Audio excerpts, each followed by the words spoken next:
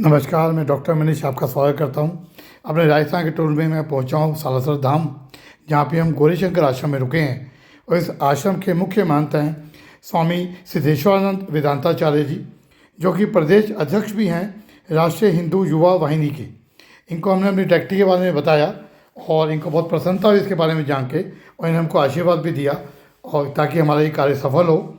और मैं ये चाहूँगा कि स्वामी जी दो शब्द हमारी टैक्टी के बारे में बोलें और दर्शकों को बताएं इसके क्या लाभ होने वाले हैं, गौ माता के बारे में भी। स्वामी जी। धन्यवाद मनीष जी। मैं स्वामी सिद्धेश्वरानंद वेदांताचार्य राष्ट्रीय हिंदू युवा वाहिनी राजस्थान का प्रदेशाध्यक्ष हूँ। गौरीशंकर आश्रम, श्री रघुनाथ गौशाला, द्वादश ज्योतिर्लिंग मंदिर एवं श्री सालासर बालाजी वेद वेदांग विद्यालय का अभी आरंभ हो रहा है अपने आश्रम में। कल हमारे मनीष जी, डॉक्टर मनीष जी आए हमारे पास में और इन्होंने हमको बताया कि महाराज जी, मैं अभी किसानों से मिल रहा हूँ। किसानों के नाम का एक पुस्तिका छपाई है सारे किसानों को भारत के उसमें जोड़ने के लिए। और गौ माता के द्वारा जो बाया प्रोडक्ट है, जिसे केवल गौ की सेवा केवल दूध से नहीं हो सकती, उसका गोबर है, उसका गोमूत्र है, और उसके द्वारा जो गोबर से जो अनेक प्रकार की दवाइयां हैं, साबुन है, शैम्पू है और दिए हैं, ये सब बनाया जाए तो गौशाला भी आत्मनिर्भर हो सकती है। और किसान भी अगर अपने घर में करें, गोकास्ट बनावे, मशीन आती है आजकल है, तो गौशालाएं भी अपने पैरों पर खड़ी हो पाएंगी, मजबूत हो पाएंगी, किसी के आश्रित नहीं रहेंगी, और किसान भी अपने पैरों पर खड़े हो पाए, मजबूत हो पाएंगे। अब कहने का भाव यह है कि आज के समय में गौ सेवा बहुत कठिन है। क्यों कठिन है? गौ माता जो हमारी भारतीय देशी गौ माता है, वो केवल 6 महीना 7 महीना लास्ट दूध देती है। उसका 6 महीना 7 महीना अंतिम समय है दूध देने का। उसके बाद में वो 6-7 महीना जो गौ माता है वो खाली रहती है। किसान को 6-7 महीना खड़े खड़े उसको खिलाना, उसको अफोर्ड करना बहुत मुश्किल है। सरकार अभी तक गौशालाओं को अनुदान दिया करती थी 6 महीने का, एक गौ पर 40 रुपए। अब सरकार ने, राजस्थान सरकार ने पहल किया, 9 महीने का अनुदान कर दिया। उससे गौशालाओं को थोड़ा और सहारा मिला। किसानों के लिए अभी सरकार ने ऐसी कोई योजना नहीं बनाई। थोड़े दिन पहले अभी सरकार ने कहा कि जो किसानों की गाय लंपी बीमारी में खत्म हो गई हैं, जिनकी मृत्यु होगी, उनको हम 40-40 हजार रुपए देंगे। और अभी सरकार कह रही कि आप गो पालन करिए, तो सरकार ने कुछ संस्थाएं निकाली हैं। तो हमारे डॉक्टर साहब मनीष जी जो हैं, गौ माता के ऊपर बहुत सुंदर काम कर रहे हैं। जो खेती से जुड़े किसान हैं, जो खेती में ऑर्गेनिक खेती कर रहे हैं, विष रहित खेती। क्यों? हमारी फसलें अच्छी होंगी तो हमारी नस्लें अच्छी होंगी। हम जहर बोएंगे तो हमारे बच्चे भी जहर वाले उत्पन्न हो गए। क्यों? उनके अंदर वो जहर जा रहा है, तो उनके अंदर, छोटे छोटे बच्चों के अंदर चश्मा लग रहा है, उनके कैंसर हो रहा है, हार्ट में उनके छेद हो रहा है, किसी का लीवर खराब हो रहा है। तो ये जो बीमारियां हैं, जो पहले हम सुना नहीं करते थे, हमारे पूर्वजों के समय में लोग 110 साल के होकर जिया करते थे, उनके कोई बीमारी नहीं हुआ करती थी, और घर में मोटा अनाज मिलेट्स खाते थे। हमारे मनीष जी भी हमारे लेकर मिलेट्स का बिस्कुट ले आए, इन्होंने बनाया मोटे अनाज से। तो ये जो गौ माता के लिए काम कर रहे हैं, किसानों को जागृत कर रहे हैं। और इन्होंने सीकर में कई किसानों का नाम बताया, जिन्होंने खेतों में अपने जैसे जिसको स्टार्टअप कहते हैं, मोदी जी के द्वारा एक गोबर की झोपड़ी बना करके, सरकंडा की झोपड़ी बना करके लोगों को वहां आने के लिए, और एक जिसको बोलते हैं कृषि टूरिज्म, उसमें कोई आवे, उसमें रहे, तो बहुत अच्छा है, स्वास्थ्य के लिए अच्छा है। वहां पर रह करके देसी बाजरा की रोटी, देसी दाल, देसी सब्जी, कढ़ी, ये सब पावे और लोग पुनः खेती की तरफ आवे, जुड़े। और गौ माता के द्वारा इन्होंने एक पायदान बनाया है, उसमें गाय का गोबर, गाय का गोमूत्र और देसी जो खेत की जो चीकनी माटी होती है, वो आप ऑफिस में काम करते हो, आपके पास टाइम नहीं है, मान लो अब आप उसमें खेत में जमीन में नहीं घूम सकते, तो इन्होंने एक पायदान बनाया है कि आप उस पर पैर रख लीजिए और ऑफिस में काम करते रहिए, तो आपके पैर जमीन पर ही। और गौ माता के गोबर पर निरंतर अगर आपके पैर रहेंगे तो आपकी बीपी, आपका हार्ट और आपके शरीर में बहुत उसका फायदा होने वाला है।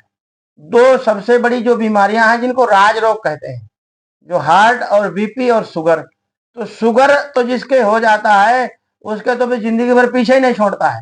तो अगर शुगर है किसी के, बीपी है, हार्ट का तो चलो बाईपास हो जाता है, तो शुगर और बीपी तो एनी टाइम साथ रहते हैं। तो गोबर का जो पायदान है उस पर पैर रख करके कोई बैठता है तो उससे उसको हार्ट में और शुगर में, बीपी में, सब में बहुत फायदा मिलता है। तो इनका एक तो मैंने देखा कि ये एकदम निस्वार्थ भाव से, इनका कोई भी एक पैसे का कोई स्वार्थ नहीं है। और किसानों को कैसे जागरूक करना, किसानों को कैसे स्वावलंबी बनाना, आत्मनिर्भर भारत की जो परिकल्पना हमारे आदरणीय प्रधानमंत्री नरेंद्र मोदी जी की है, उससे ये किसानों को जोड़ रहे हैं। किसान बेचारे बहुत भोले भाले होते हैं, उनको ये सब बात बताने वाला कोई नहीं है। अच्छा, कौन बतावे, किसके पास समय इतना है, सभी बिजी हैं। तो हमारे डॉक्टर मनीष जी जो दिल्ली से आए हैं, मनीष जी गोयल, इन्होंने ये बीड़ा उठाया है। ये अपने काम धंधे छोड़ करके 15-15, 20 दिन, 20-20 दिन अलग अलग राज्यों में, उत्तराखंड में, उत्तर प्रदेश में, राजस्थान में, महाराष्ट्र में, गुजरात में जा करके अपने समय को निकाल करके किसानों को जागरूक कर रहे हैं। और आत्मनिर्भर भारत की ओर इनकी बहुत बड़ी पहल है। जब किसान सुखी होगा तो देश सुखी होगा। किसान ही गौ माता की सही मायने में रक्षा अगर कोई कर सकता है, किसान ही कर सकता है। सब किसानों को किसान पालेंगे। क्यों? किसान के यहाँ देखो, एक तो बाजरा वो बोता है, उसका जो अवशेष है, कृषि अवशेष, वो पूला है, उसका कुत्तर हो जाती है। उसके बाद बाजरा का जब आटा किसान पिसाता है तो आटा पिसाने के बाद में रोटी सीधी नहीं बनती, उसको छानते हैं, तो ऊपर का जो चोकर होता है वो गाय खा लेती है, रोटी किसान खा लेता है। उसका खेत का चारा हो जाता है।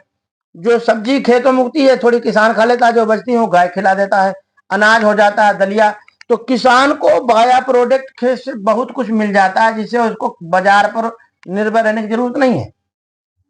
तो किसान के लिए गौ रक्षा ही संभव है, अन्य के लिए नहीं है। अन्य आदमी तो सब कुछ खरीदेगा, चारा खरीदेगा, खल खरीदेगा, चूरी खरीदेगा, लापसी दलिया बनाएगा।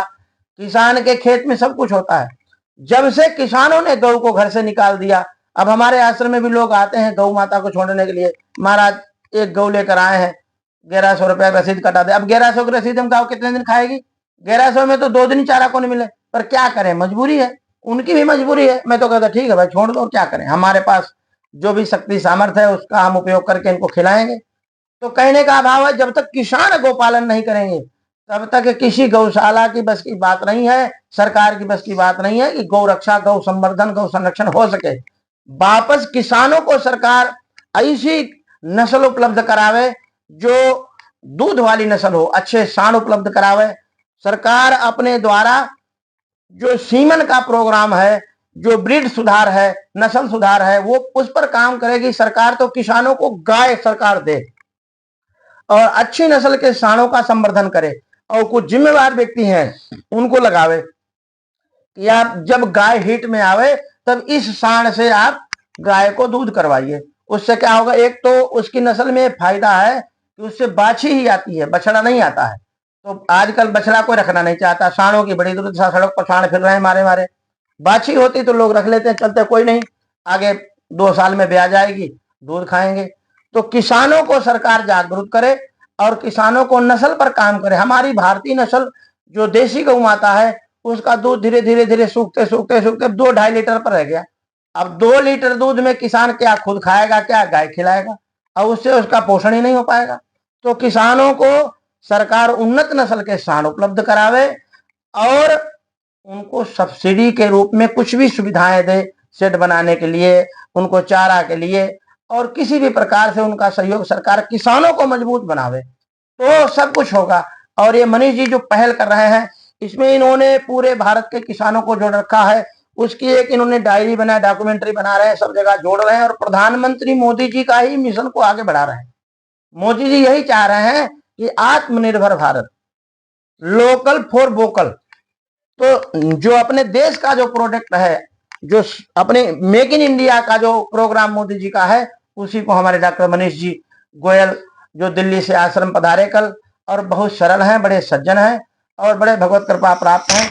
भगवान इनके इस प्रोग्राम को, इस कार्यक्रम को निरंतर उत्तरोत्तर खूब वृद्धि दें, ताकत दें, और आगे भी ऐसे ही इसको ये बढ़ाते रहें। पहल करने से काम होता है। आज इन्होंने पहल किया है, धीरे धीरे ये प्रोग्राम शिखर तक पहुंचेगा। और मनीष जी को भगवान श्री कृष्ण, गोविंद, नारायण, वासुदेव और बालाजी महाराज खूब शक्ति प्रदान करें, ताकि गौ माता की सेवा और गौ माता की रक्षा और गो संवर्धन गो संरक्षण का कार्य कर सकें। हमारी इनके लिए खूब हार्दिक मंगल कामनाएं, शुभकामनाएं। मनीष जी के लिए जय श्री बालाजी की। बहुत बहुत प्रणाम स्वामी जी आपके चरणों में। बहुत अच्छे वचन आपने कहे और मैं समझता हूँ ये जो वचन स्वामी जी ने आज हमें कहे हैं, जो दर्शक इसको देख रहे हैं, ये भावना को समझेंगे और वो भी अपने तन मन धन से गौ सेवा में लग जाएंगे। आप इस वीडियो को ज़्यादा से ज़्यादा शेयर कीजिए और मैं उम्मीद करता हूँ कि जो लोग आज गौ सेवा में नहीं लगे हुए हैं वो जरूर इसको देख के लगेंगे। यही मेरी मंगल कामना है सबके लिए। बहुत बहुत धन्यवाद।